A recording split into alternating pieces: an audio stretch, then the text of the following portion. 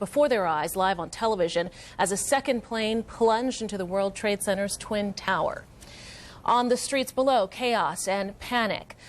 Plumes of thick black smoke billowed between New York City skyscrapers. People ran for their lives. Almost simultaneously in Washington, D.C., terror hitting at the nation's security fortress, the Pentagon. A third hijacked plane on a mission of terror. There were casualties on the plane, in the Pentagon, and on the ground. And a fourth jet crashed near Pittsburgh. This is what's left of what may have been a failed attack. A caller from the plane says the terrorist hijacked this United Airlines jet. The apparent target, Camp David in Maryland. All told, 266 people on board those planes perished. Tonight we have an army of reporters covering the story from D.C. to Virginia to Maryland, across the U.S. We begin in New York City, and Fox's Rick Leventhal. We're on Church Street in Lower Manhattan, just a few blocks north of what's left of the World Trade Center. The only lights on here tonight are powered by generators or batteries because electricity and gas service has been turned off in this area in an effort to prevent more fires. But fires are still burning here tonight, smoldering in the remains of the World Trade Center, also in a nearby hotel, and in the rubble of that 47-story tower that collapsed late this afternoon. Once the smoke clears, construction equipment that's been standing by will move in to begin the grisly task of clearing the rubble and recovering the bodies of the victims, and there are likely thousands of them. One of New York's Twin Towers is ripped and burning, the target of a hijacked jet. And then, minutes later, another airliner hits the second tower of the World Trade Center, and a storm of wreckage and debris rains on crowds of people below. Dozens of workers trapped on high floors in the 110-story buildings fear there is no hope and leap to their deaths. But the horror is not over.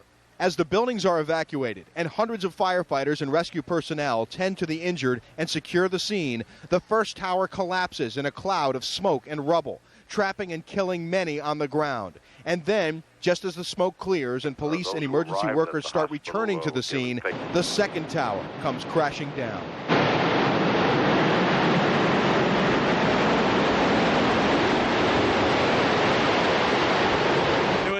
A big shaking, some of the ceilings collapsed. Looks like there was a fire in the elevator shafts, and they brought everyone down and started bringing everybody down the stairs. So you came down from the 77th floor. 77th floor, down the stairs. Meanwhile, two more hijacked planes are headed for high-profile targets. One hits the Pentagon, the other crashes and burns outside Pittsburgh, possibly headed for Camp David. These acts of mass murder were intended to frighten our nation into chaos and retreat. But they have failed. The search is underway for those who are behind these evil acts. I've directed the full resources of our intelligence and law enforcement communities to find those responsible and to bring them to justice. Hours later, the fire still burns in the cratered remains of the World Trade Center. And a third building at the site, a 47-story tower, falls to earth. At least 400 firefighters reached the scene before this morning's collapse of that first tower. Half of them are feared dead. 78 police officers also missing and unaccounted for, and New York City Mayor Rudy Giuliani says it could be at least 2 days before the total number of injured and dead can be determined. Of course, all this happening on a day that can never be forgotten, September 11th, also known as 9/11. Reporting live in New York City, Rick Leventhal, Fox News. Thank you, Rick. We appreciate it. Tonight, we are also learning more about who may have been inside the World Trade Center. Morgan Stanley, the financial firm, had 3,500 workers inside the South Tower. It occupied 25 floors, although about 50,000 people worked in the two towers altogether. About 20,000 people worked inside the Pentagon, and tonight we are still waiting for word on how many of them were victims of today's attack. Take a look at this exclusive Skyfox video showing the extensive damage. As we've told you, a jetliner carrying 64 people slammed into that building after taking off from Dulles. Right now, rescue workers are still waiting to enter the building. They won't be able to search for victims until the fire is completely out. And Fox 5's Bob Barner joins us now live from the Pentagon. Bob? Mike, teams of FBI agents are here at the Pentagon tonight. They are heading up the criminal investigation into this terrorist attack on the nation's largest office building. Now, right now, it is still burning 13 hours after a hijacked jetliner was flown into the west side of the Pentagon. Until the fire is put out, efforts to enter the building and look for possible survivors and recover the dead cannot begin. These exclusive pictures from Skyfox show the sheer magnitude of the destruction caused by the Los Angeles-bound American Airlines Flight 77. U.S. officials say knife-wielding hijackers commandeered the jet shortly after takeoff from Dulles International Airport. Fire engulfed what Pentagon officials call the E, D, and C rings of wedges 1 and 2 in an area of Corridor 4. Basically, a large chunk of the western side of the nation's largest office building. And one young black lady was running down the hall screaming and hollering, saying, "Get out, get out." It was a bomb. And so everybody was like, everybody stopped and looked, and then there were some more people running and screaming and hollering, "Get out, it is a bomb." We just finished our staff meeting. Somebody told us about the New York tragedy. We turn on CNN, and all of a sudden I hear a boom myself.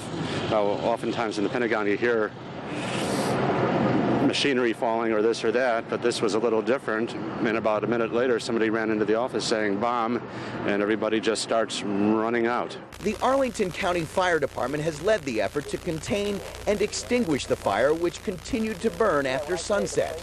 Today we have watched the tragedy of an outrageous act of barbaric terrorism carried out by fanatics. This is indeed the most tragic hour in America's history. The Pentagon's functioning.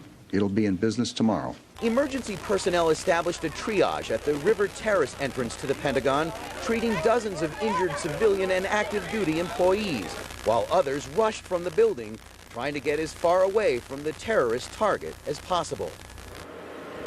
Now, officials here tonight are not saying how many people may have been killed here at the Pentagon today, the people that were inside the building, although Fox News is reporting that law enforcement sources are telling them the number will be about 100. The part of the building that was destroyed was recently renovated, and officials say that offices were still being moved into that part of the building, into those floors of this part of the office building this week.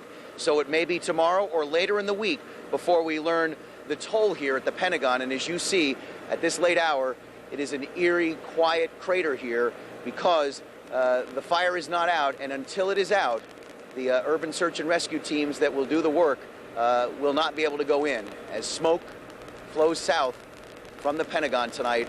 A horrible day in Washington, obviously in New York, but here in Washington as well. Tracy and Mike. All right, thank you, Bob. A state of emergency remains in effect tonight in Virginia, the district, and in Maryland. Now, the rescuers could not enter the Pentagon right away, as we've said. They had to bring the fire into control before getting the go-ahead. Tonight, still working on the rescue mission, and our team coverage continues with Fox 5's Laura Evans live from the Pentagon as well. Laura? Yeah, Mike, as you said, the full search and rescue has not begun, although they have been able to send a couple of search and rescue workers into the building, to the part that is what they are calling secure at this point, to try to get a look. The FBI has taken some photographs inside, I am told. They are still working to put out the flames. The smoke's still coming up behind me more than 12 hours after the attack this morning. There are thousands of rescue workers and other emergency personnel, including search and rescue teams, that are down in front of the Pentagon. We cannot see them from here, but we did speak with one man. His name is Stephen King. He was working just about a mile away from the Pentagon when he heard what he thought was a bomb going off. He is a construction worker. He came over with some heavy equipment once he saw the smoke coming out, and he spoke to me a little bit earlier and told me what he saw. Do we have that tape with Stephen King?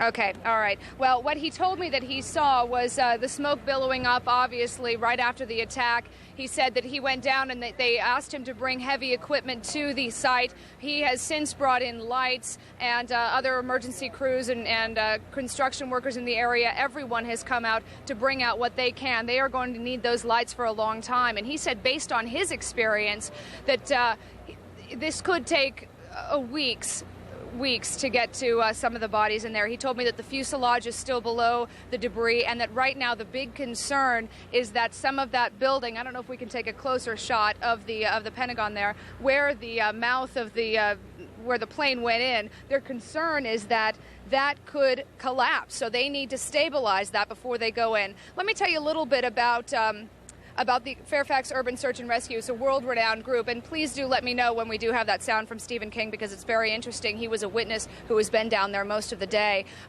Regarding the Fairfax County Urban Search and Rescue Team, they are world-renowned. They are more than 100 members strong. They were assembled in 1986 after the 1985 earthquake in Mexico City, in which some rescue personnel who were untrained in rescue operations died in that. So they were formed in 1986. Fairfax Urban Search and Rescue, they train monthly, and then they have one full team drill per year preparing for situations like this. As you'll recall, they were involved in Oklahoma City bombing. They were involved in earthquakes in Turkey, Armenia, the USSR, and the Philippines. And here they are again at an historic night for America. We do not have sound from Stephen King, is that correct? Okay, all right. We will try to get that later for you. In the meantime, I'm Laura Evans here at the Pentagon. Back to you in the studio. All right, Laura, thank you very much. A press conference has just wrapped up with D.C.'s Police Chief Charles Ramsey. We're going to listen in now to what he had to say. Just do the best we can to maintain a level of safety and security, but right now, quite frankly, I don't think anybody has a full handle on what's taking place, but there will never be another day like today. Nothing from this point on will ever be the same. What are the people going to encounter if they do decide to come back into downtown? There could be some traffic delays. We're going to do everything we can to get information out. If there's any area of the city that we feel it necessary to block traffic, we're going to try to get that information out. But people need to understand that there may be a possibility that they come in and have to detour a particular area. They need to just be patient and just follow the instructions of any police officer or other public safety official they may encounter. Will Constitution Avenue remain closed as far as you know? Right now, we don't have any information. We're trying to get information to relay to the public about whether or not that area of the city is going to be closed tomorrow, or whether or not it will be open. That's a decision that is yet to be made. So for people who work at the U.S. Chamber of Commerce or any of those buildings within the 2-block radius of the White House, you don't think... This is Paul Wagner down at D.C. Police Headquarters. Obviously, you just saw some of Chief Ramsey in a news conference here a few minutes ago. We're now live with the Chief. Chief, what kind of a day has it been like for you, and what's going to happen overnight with you and your officers and taking care of the city? Well, obviously, this is a day that no one will ever forget.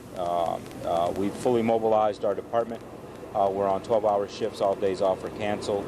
Officers will be manning traffic posts throughout the city early in the morning, about 6:30 in the morning, to help traffic get through the city.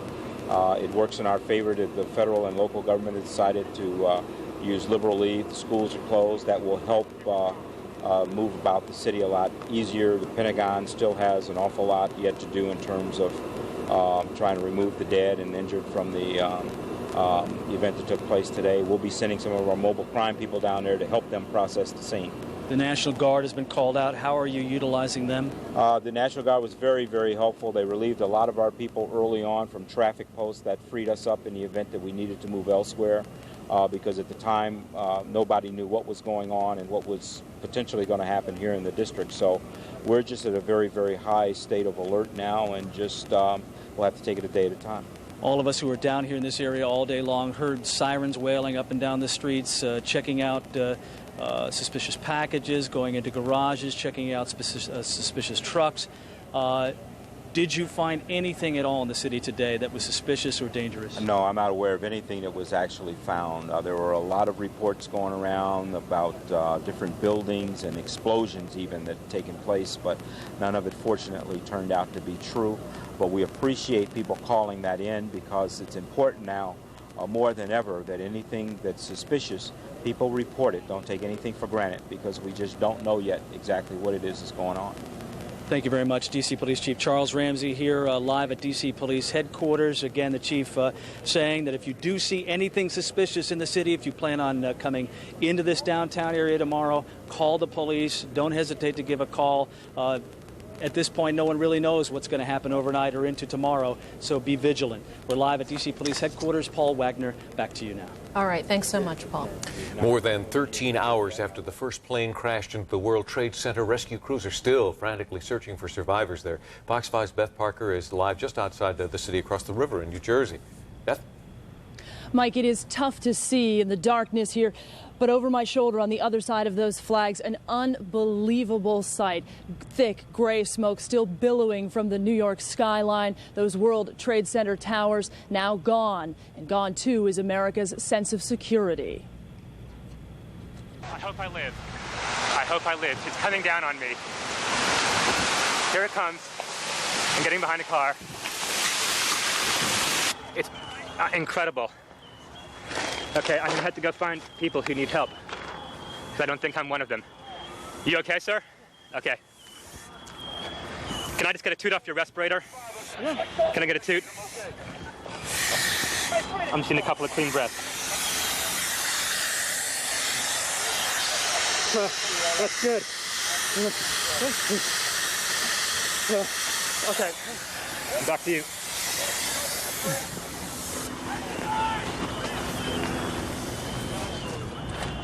That incredible home video was shot by a doctor who happened to be nearby when those two commercial planes slammed into not just one, but both of the World Trade Center towers this morning. The horror, as you said, Mike, continues tonight as rescue workers continue to search for signs of life. We know that there are more than 2,000 people injured here. That's the speculation anyway. We are told that many of them are police officers and firefighters. All day long, we have heard countless incredible stories of people literally running for their lives. Much of this city, of course, is shut down across the country. Airports closed. There is no train service into New York, so we had to travel up here by car today. We spent most of the afternoon on the road, and I-95 was really a bizarre sight as we drove through Maryland and Delaware. We were amazed by how deserted it seemed. Hardly anybody out on the road. One amazing sight that we did see, though, two gentlemen standing up above one of the overpasses on I-95,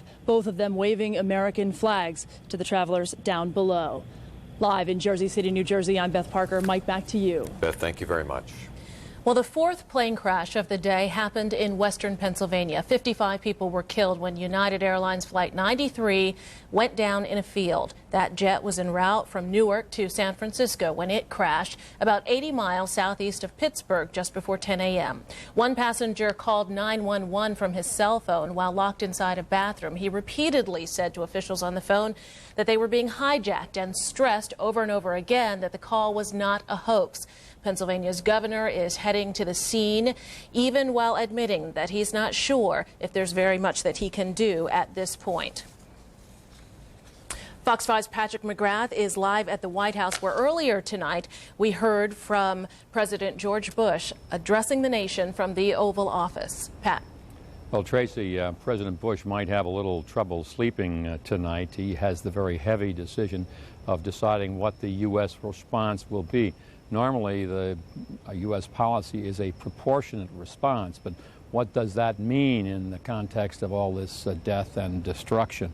The president was in Florida this morning when he heard about the first attack on the World Trade Center. He was flying back to Washington when he learned about the attack on the Pentagon, and they diverted him first to Louisiana and then Nebraska out of concern for his own security. He later flew here to the White House tonight, and earlier he tried to reassure and console the nation in a TV address. Thousands of lives were suddenly ended by evil, despicable acts of terror. The pictures of airplanes flying into buildings, fires burning, huge structures collapsing, have filled us with disbelief, terrible sadness, and a quiet, unyielding anger. Federal agencies in Washington, which had to be evacuated today, are reopening for essential personnel tonight and will be open for business tomorrow. Our financial institutions remain strong, and the American economy will be open for business as well. We will make no distinction between the terrorists who committed these acts and those who harbor them. That last remark by the president suggests escalation, response that perhaps against governments and not just the terrorists. For example, perhaps an attack against government targets in Afghanistan where it is believed to be harboring terrorist Osama bin Laden. The other thing the president is going to have to do is take a hard look at the quality of U.S. intelligence. Once the shock of this attack wears off, more and more criticism is likely to focus on why the U.S. did not learn about such a massive attack beforehand. Mike, Tracy. All right, thanks, Patrick. The president closed today by saying our first priority is to help those who are injured and protect U.S. citizens here and around the world. As you would expect, the U.S. Congress is also condemning today's attacks. Fox 5's Brian Bolter's live in the newsroom with more on tonight's show of strength. Mike Tracy standing at twilight. House Speaker Dennis Hastert was flanked by dozens of lawmakers. And he said tonight that he had suspicions of who's responsible for all of this. And along with those local lawmakers, they too joined in the sentiment that whoever pulled this off will pay for it. No state will be allowed to give sanctuary to terrorists. No state will be allowed to be a co-conspirator, if you will, complicit in the perpetration of an act such as happened today in America. Group organized tonight on the east steps of the Capitol, showing a united front in the devastation that's left Washington, New York, and the nation in a solemn state of shock. Moments after the explosion at the Pentagon, authorities ushered Hastert and other top leaders of Congress 75 miles west of Washington to the safety of a government facility. On the steps of the Capitol tonight, what began as a moment of silence ended in this.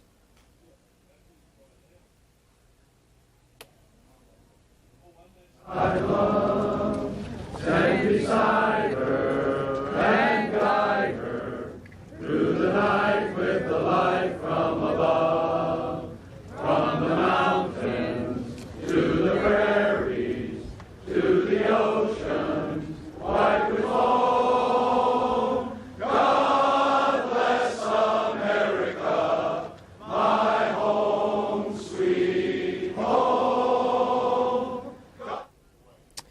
The most tragic hour in American history, the second Pearl Harbor.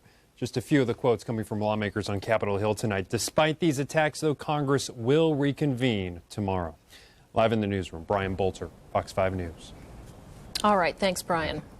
The plane that crashed into the Pentagon took off from Washington Dulles Airport bound for Los Angeles. 64 people on that American Airlines flight. Family members of those victims have gathered at a hotel near the airport. Fox 5's Sean Yancey has been there all day, and she joins us now live from Dulles. Sean. Tracy, this has been a tough day for everyone involved. The Dulles Marriott was set up as sort of a staging area where victims' families could come and be together, get information from American Airlines, and also go through some grief counseling. Now, we're told about 6 or so families actually came in. They started coming in around 11:30 this morning. This afternoon, I saw a very large family, young people, children, obviously upset. They were crying, looks of disbelief. Now, the hotel, along with American Airlines, has set up the ballroom to accommodate family, friends of the victims. They have grief counselors on hand. They have food. They have lodging, if necessary. The hotel has also made room for more than 100 stranded air travelers who had plans to fly out of Dulles today.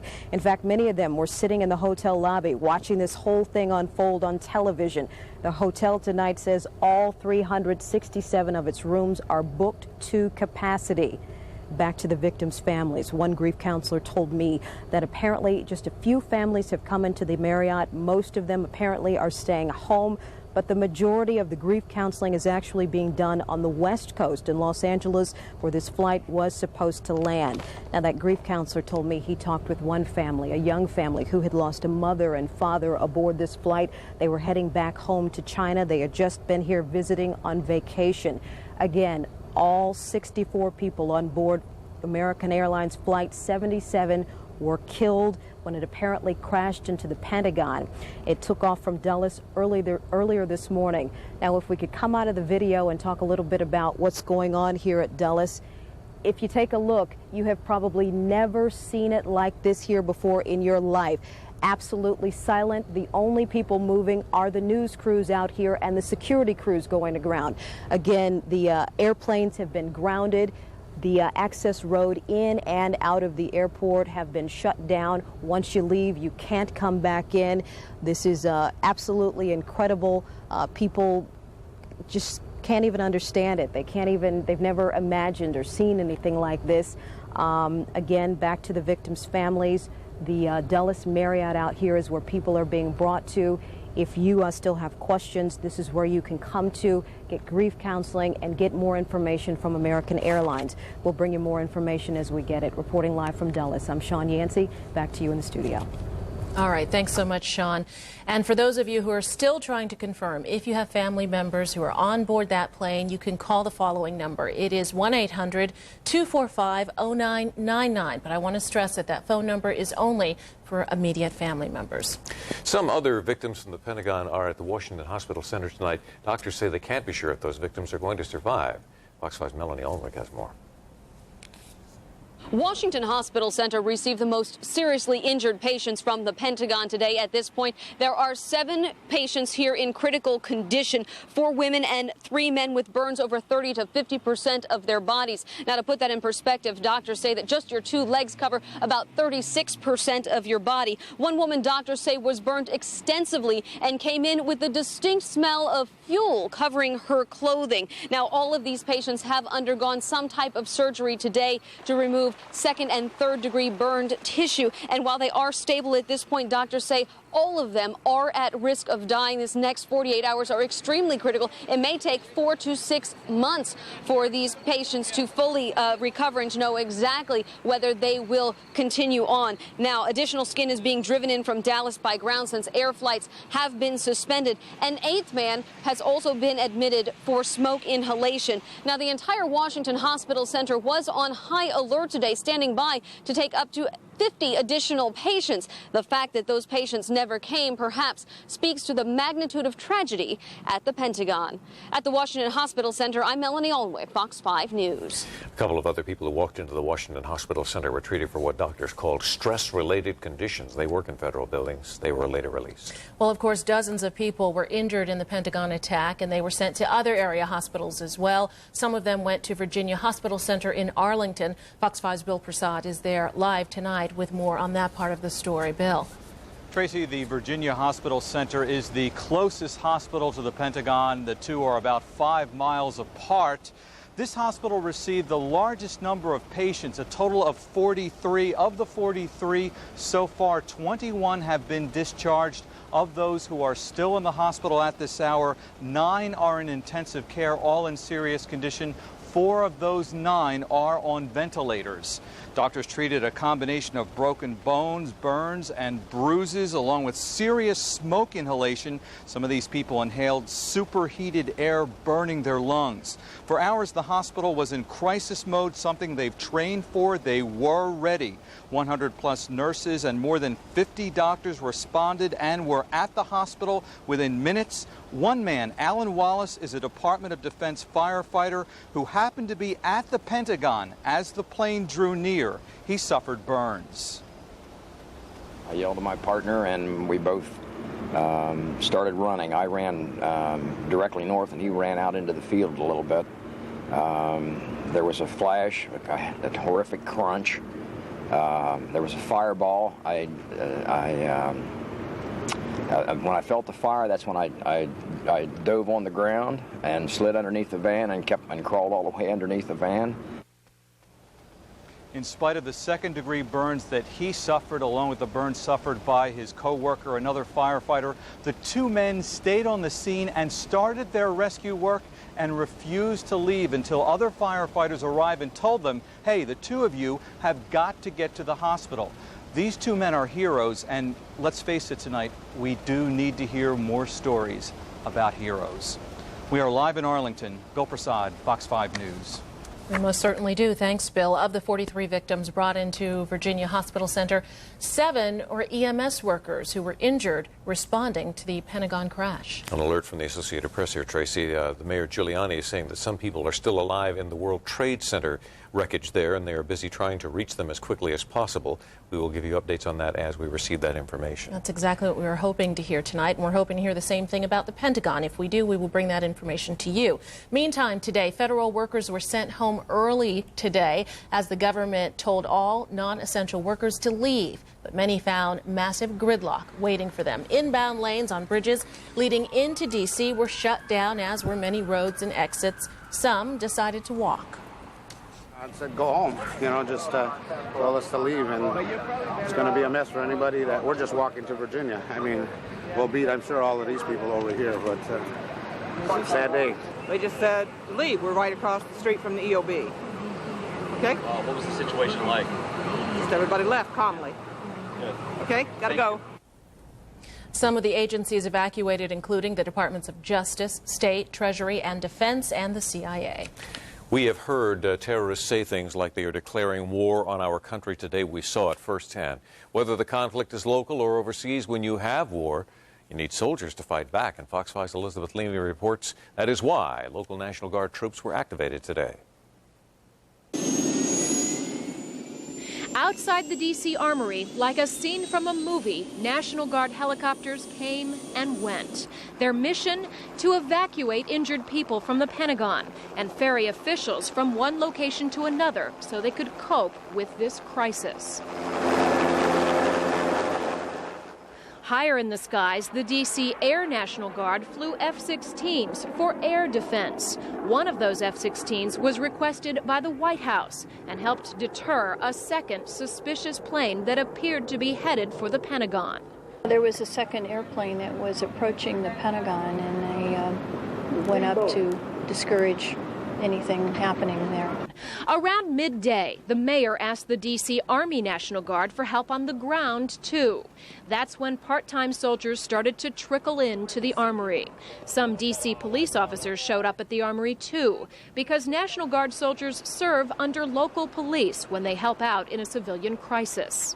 This is the drill floor of the D.C. Armory, where the D.C. Army National Guard works. Normally, this enormous room is totally empty, but just today, dozens of military vehicles were pulled in here so the Army National Guard can be ready for anything.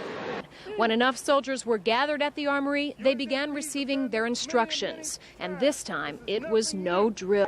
They've done some damage to our country today, and I think it's something that any one of us that's wearing a uniform should stand up and be prepared to do whatever is necessary to support our country. It's something unexpected. We don't know what's going to happen when we get out there. We have to be on our P's and Q's. We don't know what's going to happen, but we are ready and capable of doing our mission.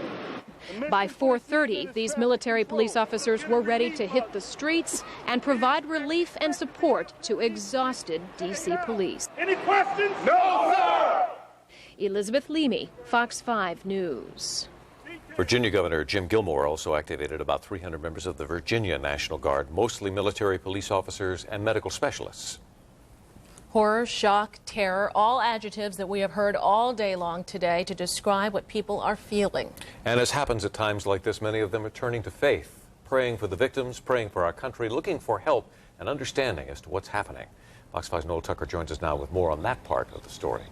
Mike, the National Cathedral behind me was shut down today for security reasons, like many places after this attack today. It's also a symbol of how many people are dealing with the tragedy. Experts say many of us had that pit in our stomach all day long, dealing with very strong emotions like fear and anger, and even not understanding why this could all happen, how it could happen.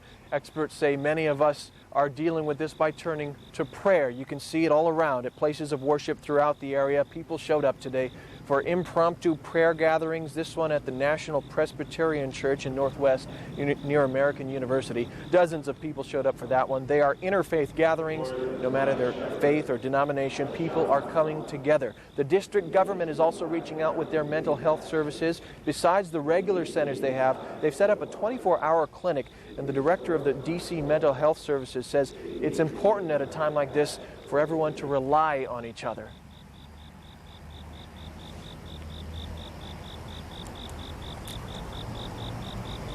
Okay, Noel, we're having a little bit of trouble speaking to him there. Of course, in times like this, a lot of prayers are sent up in situations like this. Even the president quoting Psalm 23, "Yea, though I walk through the valley of shadow of death, I will fear no evil." That's right. Anything that will help people come to some understanding and be able to wrap their hearts and minds around what happened today. Right. We are going to go live to New York, where Fox's Rick Leventhal is live near the scene of the devastation there in Manhattan at the World Trade Center.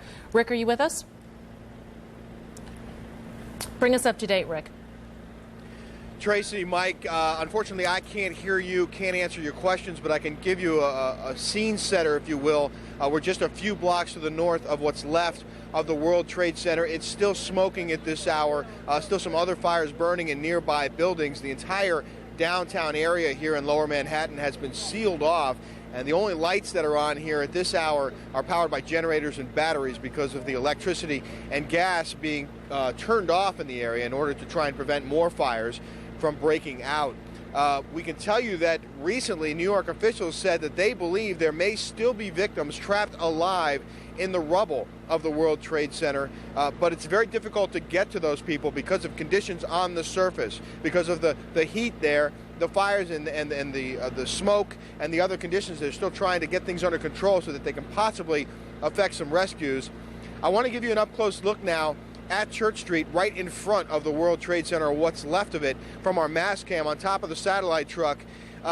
What you see in the center of Church Street, which looks almost like a sculpture there, are actually pieces of the World Trade Center building that fell into the middle of Church Street, which runs parallel to Broadway, right in front of the World Trade Center. Chunks of the building that came raining down when the buildings exploded, and when the planes hit the buildings, and then, of course, later when the buildings crashed down to the ground, leaving huge piles of rubble in the area, including two very large, what appear to be chunks of the building, right in the middle of Church Street.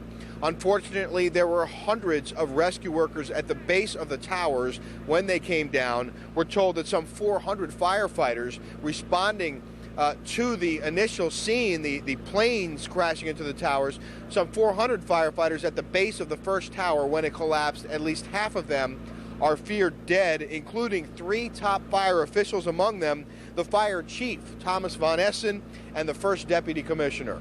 At least 78 police officers also missing and unaccounted for.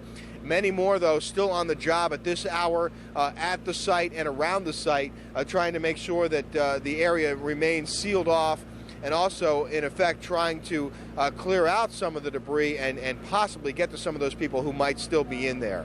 The hundreds, perhaps thousands of volunteers also on scene, doctors, nurses, other personnel who might help to clear the area. We also have a lot of heavy construction equipment here in the streets, but right now they're basically sitting idle, probably waiting for first light and for when the smoke clears so that they can go in there and start clearing the rubble and start recovering the victims, possibly finding survivors, but certainly recovering the bodies of perhaps thousands of victims there. Reporting live in Lower Manhattan, Rick Leventhal, Fox News.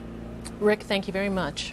Let's talk to Bob Barnard right now. Bob, you're out at the Pentagon, and we know that they've had so much trouble trying to get that fire out today. Part of the problem, we understand, early on was because it was filled with jet fuel, and the way they had to fight a fire out there was with water, which doesn't work on jet fuel. And there was probably a lot of jet fuel because that American Airlines Flight 77 was going from Dulles to Los Angeles this morning. So perhaps that is what is accelerating the fire that is still burning here. As you see here, they're putting water on it. They hadn't been for much of the afternoon and early evening, but for the last hour and a half or so, they have been trying to get this thing under control. So perhaps they believe there is no more jet fuel that is burning inside. A couple of points we want to make here as you look at a live picture here of the fire fighting efforts, and you can see up on the top of the roof, they are spraying water on the fire still. And that is that Pentagon officials said that all military installations worldwide are at force protection condition Delta, and that is as high as it goes. Also, the USS Comforter, which is a Navy ship, left Baltimore for New York City late today, and that had Navy hospital personnel from the National Naval Hospital in Bethesda on board. As for what officials are saying about this attack and the future of the Pentagon, Secretary of Defense Don Rumsfeld said the Pentagon is functioning tonight and will be open for business tomorrow. The chairman of the Joint Chiefs of Staff, Hugh Shelton, said this was a barbaric act of terrorism carried out by fanatics. And the chairman of the Senate Armed Services Committee in the Senate, Carl Levin of Michigan had some comments, as did the former chairman, now ranking Republican John Warner of Virginia. He said this was the most tragic hour in American history. And you're looking at a live picture there, the crater created by this American airline jet that was headed for Los Angeles, loaded with jet fuel. And that crater perhaps contains as many as 100 casualties of this terrorist attack. That is coming from Fox News. The Pentagon officials that have been speaking tonight are not putting a number on the casualties or on the possibility that there are survivors still in this building. And we understand that in New York, the latest reports are that there may be survivors in some of the rubble of the World Trade Center. So very likely, or possibly, let's say, there are survivors that have not been reached yet inside this building, because the search and rescue teams from Fairfax County and Montgomery County will not go in until the fire has been put out. Bob, thank you very much for that report. Our colleague Laura Evans is also at the Pentagon tonight. And Laura, you had an opportunity earlier to speak one-on-one with somebody who was brought in to bring equipment there to the Pentagon to help with the rescue effort, and offered us a very unusual, unique perspective on what he had seen inside. Do you have more for us tonight? Yeah, it was interesting to hear from him. His name is Stephen King. He was a construction worker just down the road when he heard of what he thought, he said he was a bomb going off, and he looked over, he saw the plumes of smoke coming from the Pentagon. He brought his heavy equipment over to the Pentagon to try to help. They needed their help, his help, and all of his other construction workers as well, and their heavy equipment. They've brought the equipment down, the lights, and again, they're helping. He actually said he went home for a little while. He's going to come back and spend all night long, but it's going to take more than obviously all night. It's going to be weeks, he said, before they have everything cleaned up out here. An unimaginable task. But let's go to the interview that I had with him a little bit earlier. I went over to help as a civilian volunteer, and we ended up breaking down Jersey Wall and ripping up guardrails so we could get all the firefighting equipment closer to the collapse of the building. We moved all the cars and stuff that were burned away. The Pentagon's firefighting equipment was put out when the plane crashed, so they had nothing to fight aviation fuel fire with. All they had was fire hoses. That's why they couldn't put the fire out, because water won't put out aviation fuel. They had other trucks come with just water, but by the time the truck got here from National Airport with aviation fuel fighting equipment, that had pretty much burned down anyway. What is it like over there, being over there? It's pretty wild with 10,000 people in there, and there's a lot of coordination going on. FEMA, we got the Department of Defense, and the Army's all in there right now. 10,000. There's about 10,000 people spread out from down around there the whole way around. It's unbelievable. It doesn't look like that from here, but it is a lot of people in that area. Of course, the full search and rescue has not started yet because, of course, as you heard Bob say, they want to get the flames out first, and then they need to secure the part of the building where the collapse has taken place, where the plane went in. So once they secure that, then the Fairfax Urban Search and Rescue, along with Montgomery County Search and Rescue and other teams, will go in as well. There are thousands of rescue workers, as you heard. They are going to be working overnight for as long as this takes. Back to you in the studio. Thanks so much, Laura. And we just had this up on the screen, you know, that we're putting information down at the bottom there. D.C. police asking us again to let you know that unless it's a real emergency, a crisis situation, don't dial 911 because they don't want to clog up the system. They want you to use 311, the non-emergency line instead, in case you just need to talk to the police department. We've had an interesting situation in which we've been following so many aspects of this story from all over the country, trying to get immediate reaction. And one of the guys that we've thrown into the middle of all of this to keep his finger in a lot of pies at the same time is Brian Boulter. Brian, what's the latest? Well, Mike, you know, speaking of phones and numbers to dial, a lot of people throughout the day have realized the frustration of the cell phone situation, trying to either get a cell out of the Washington, D.C. area to let people know they were okay, or to get a phone line into the D.C. area to check on loved ones and make sure that they're okay. You know, with so many troubles with the phones, many people are turning to the internet, not only for information on the latest developments, but to just make sure that everything's okay and to check in, whether it's a person working in the World Trade Center or a person at the Pentagon, whatever's going on in as far as these terrorist acts have taken place. There are forums now available, and there is one of them there on the internet for you to check in, so to speak. Either search for somebody or to let people know you're okay. Post your personal information, not too personal, but enough identifying information so that folks are worried about you. They can get on these sites, check it out, make sure that you're okay if you've in fact put your information on the internet. This is one of the and I'm going to walk you through it here, so stay with me on this internet webcam, if you will. This This is called, and if you want to grab a pen and paper at home, Craigslist.org/SFO. SFO, obviously, this website's out of San Francisco, the San Francisco Bay Area, as you see on your screen there. However, it works for both the Washington and the New York area as well. So you type in, let me give you the address again, Craigs, that's plural, CRAIGSLIST.org/SFO. And you can click here on Missing Loved Ones. Let me click on that, and as the computer brings it up, you can see you got a couple of options. If you know someone who's safe, you can click on Please Submit a Report on them. If you're looking for somebody, you can also use the search page there. So I'll just click on, if you know that someone is safe, which we hope that they are, you submit a report and ask you for a little bit of information about them. Anything you enter, it says, will become public information. And it asks for the first name, last name, birth year, birthday, birth month, home phone number, etc. So that is one of the websites. Let me back it up for you again, just in case you didn't catch it. It's Craigslist.org/SFO. We also have one more. I'm not the best typist in the world, but let me see if I can put it in there for you, and you can follow along with me. It is groups.yahoo.com/group/September 11th, which is a day none of us will forget, and enter the website as well. Document not found, but that's because I had the uppercase and lowercase confused. I can do it again for you, but I'll just, trust me, it does work. I logged onto it just a few seconds ago and give it to you again. Groups. Let me go ahead and do this in lowercase letters, folks, so you can get a good idea that it does in fact work. .yahoo.com/group/September Sept 11. Enter. There it is. Terrorism in America, obviously, you can see the headline there. Most recent messages, you can search for folks who've logged on there to talk about their loved ones. Also, a few other interesting directions to go with the internet as well. So, Mike and Tracy, obviously there's a lot of ways to try and track down your loved ones. Let people either know that you're safe or to check and see if they are safe. The internet is just one tool that folks are using. All right, Brian, thank you very much. Sure. We are told now that it could take weeks to determine how many casualties we're dealing with from the dual assaults today. The airlines combined had 266 people on board. Out at Dulles International Airport right now, where one of the flights originated, is Sean Yancey to bring us up to date. Sean.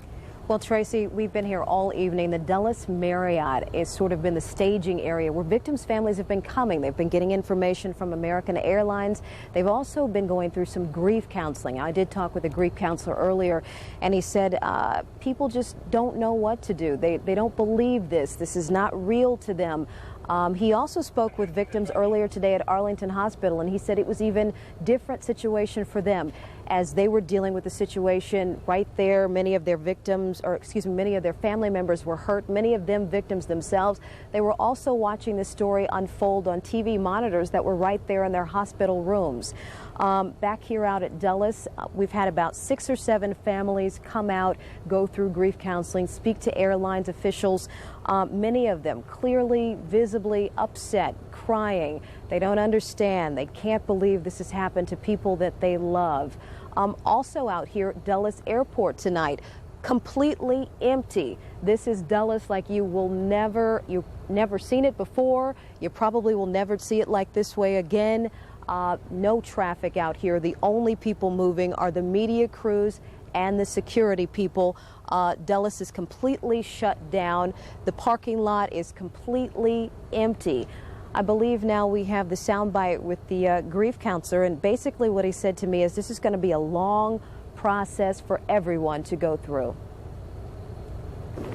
Most of the counseling that's being done, most of the crisis counseling that's being done in connection with these 3 flights is not being done on the East Coast. It's being done on the West Coast in Los Angeles, where most of those families and loved ones would have been going to the airport to meet those people. There are probably only 20 families from here in Northern Virginia or the Washington area that had relatives or loved ones on the flight that went into the Pentagon today.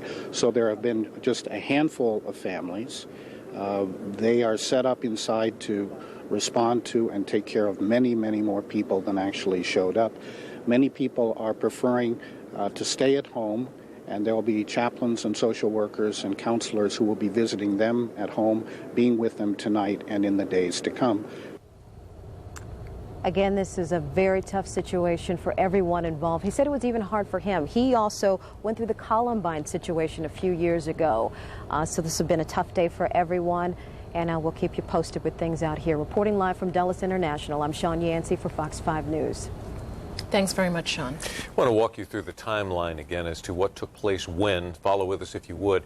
At 8:45 this morning, an aircraft crashing into the World Trade Center tower. An American Airlines airplane, the second plane crashing into the second World Trade Center tower as well at 9:03.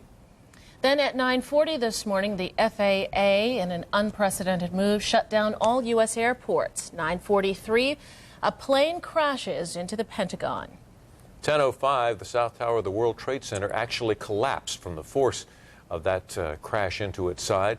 10:10, a portion of the Pentagon collapsed as well. Also at that same time at 10:10 this morning, United Airlines, a plane crashed outside of Pittsburgh today. And then a few minutes later at 10:28, the World Trade Center's North Tower collapsed. At 10:45, all federal offices in D.C. were evacuated as a precaution. At 12:04 p.m., Los Angeles International Airport was evacuated. Now we're going to go to 1:27 this afternoon. D.C. declared a state of emergency by 5:20. Building 7 of the World Trade Center unexpectedly came falling down as well. At 6 o'clock, explosions in Kabul, Afghanistan, where it's believed that Osama bin Laden has his headquarters there. We're not certain exactly who was firing at whom in that spot there, but we do know that some activity, military activity, took place there. And at 8:30 tonight, President Bush addressed the nation, assuring us that the nation is solid, the nation is strong. We will come back from this, and those who harbor terrorists are as bad as the terrorists themselves. We'll go after them, too. Now, you see it right there, the jetliner crashing into the second tower at the World Trade Center, setting it ablaze, beginning then to compromise the structural integrity of that second tower. We were unaware at the time that it was about to come crashing down, both of them. In fact, that third building that came down was a total surprise. In one of the wide shots of the area there with the smoke coming up, suddenly this 47-story building just came down right in front of our eyes with absolutely no warning that it was going to happen. Yeah, it had been damaged apparently from the first explosion, but luckily, you know, it had been evacuated by the time it came crashing down. So they're not expecting to find any casualties in that building. And we did get word tonight, on another positive note, that the mayor, Giuliani, there in New York, is telling us that there are some survivors somewhere in the rubble, in that mess in New York. We know that they lost a lot of firefighters, a lot of police officers, but somehow inside, there are at least a few survivors. Those who would attack the United States always fall short of the idea and the fact that Americans respond to these kinds of things by saying, what can I do to help? All across this country, medical personnel will be coming here. Some 6,000. Is that the right figure that we had earlier today? I believe that's right. Some 6,000 across the country will be coming to these areas to try to help as best they can to fill in the spots that needed to be filled in, to give some relief, in fact, to some of the medical workers who will put in 24-hour shifts in some cases to try and take care of those who have been hurt, those who are trying to dig through the rubble and find those who have been injured and perhaps are trapped. And we know at this point in the overnight hours that we are in right now, we have crews coming to the Pentagon from Norfolk, from Tennessee, from all across the country. They will begin at sunrise, going through the destruction here. And hopefully we will have some news for you similar to that we're getting out of New York tonight, that perhaps there are some survivors. Not so much from the airplane, but from people who perhaps were working in that section of the Pentagon. We gave you the timeline. It really doesn't show you the pictures. The pictures you'll see in Rick Leventhal's story. Take a listen and a look. One of New York's Twin Towers is ripped and burning, the target of a hijacked jet. And then, minutes later, another airliner hits the second tower of the World Trade Center, and a storm of wreckage and debris rains on crowds of people below. Dozens of workers trapped on high floors in the 110-story buildings fear there is no hope and leap to their deaths. But the horror is not over. As the buildings are evacuated and hundreds of firefighters and rescue personnel tend to the injured and secure the scene, the first tower collapses in a cloud of smoke and rubble, trapping and killing many on the ground. And then, just as the smoke clears and police and emergency workers start returning to the scene, the second tower comes crashing down.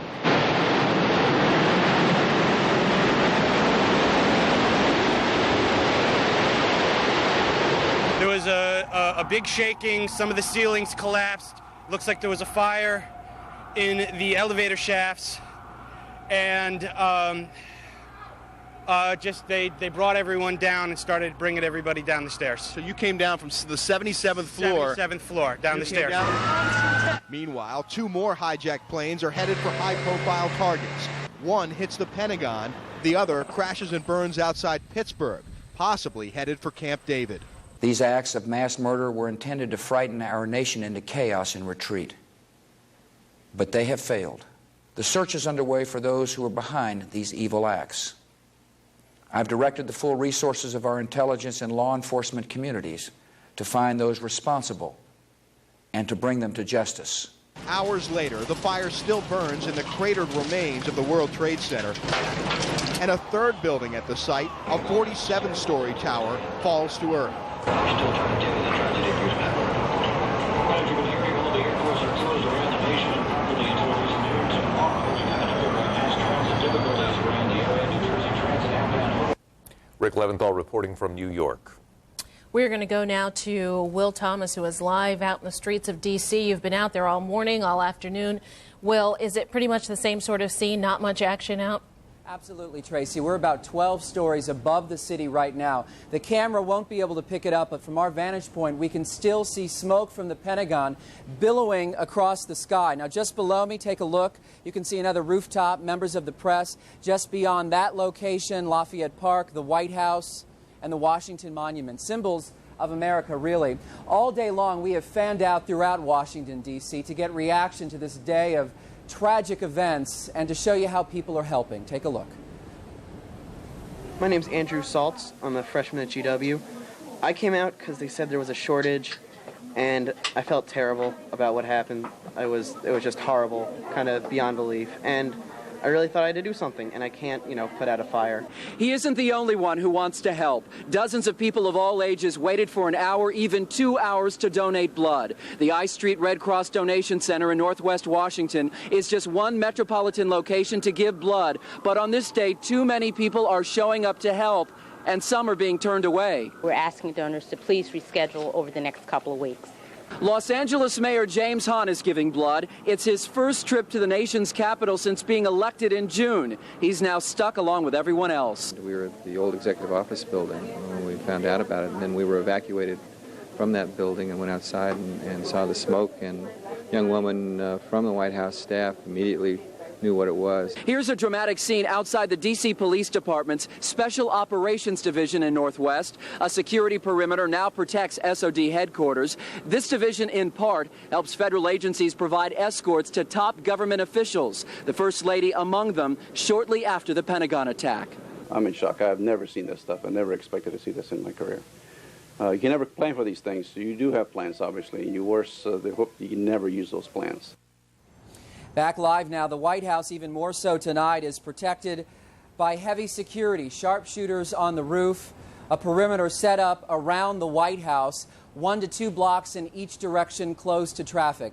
Now onto the issue of donating blood. Here's what you can do. Log on to redcross.org. Find out if you're even eligible to donate blood. Not everybody can. The idea is to prevent tons of people from calling the local blood centers. They're simply overwhelmed.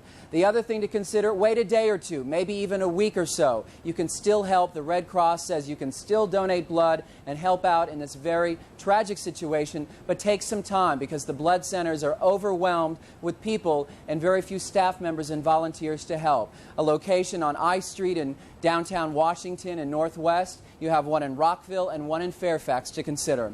Live high above Washington, D.C., I'm Will Thomas. Now back to you guys in the studio. Hey, Will, let me ask you this in terms of donating blood. We had been told earlier in the day that type O was the universal blood type and that was the type most in need. And I know people are being asked at this point to put it off for a few days, but is that still the case?